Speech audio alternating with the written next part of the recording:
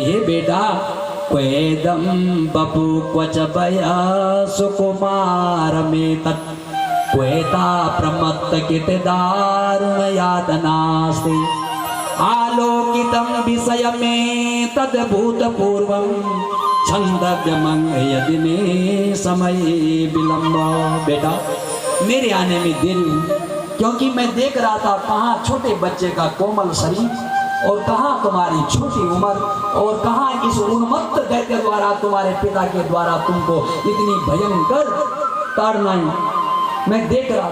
मगर मेरी भी मुसीबत, ब्रह्मा जी ने वरदान दिया कोई महीना भी नहीं होना चाहिए। मैं सोच रहा था किस महीने में जाऊं, कब जाऊं, मेरी योजना बन रही थी कब जाऊं, इसलिए मेरे आने में देर हुई है, मुझे क्षमा कर देना। बोले भक्त वत्सल भगवान की। इतना सरल स्वभाव भगवान का। अब कहा बेटा चलो मांगो, कुछ मांगो।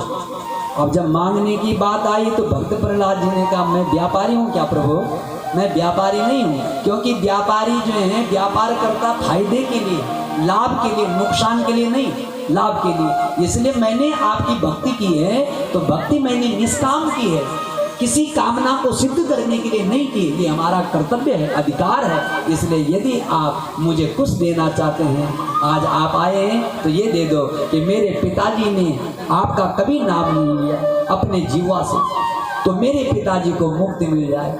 जब ये बात कही एक सुपुत्र के मुंह से, जब भगवान ने बात सुनी तो भगवान गदगद हो गए। बोले बेटा तुम्हारे तो जो 21 पीढ़ियां स्वर्ग चलेगी जिस कुल में तुम जैसे भक्त बालक ने जन्म लिया। और दूसरी बात तुम्हारे पिता तो हमारे हाथ से मरे, वो तो किसी भी प्रकार से नर्क जा ही नहीं सकते। बोले तो भक्त प्रहलाद जी ने प्रश्न किया कौन सी 21 पीढ़ियां हो।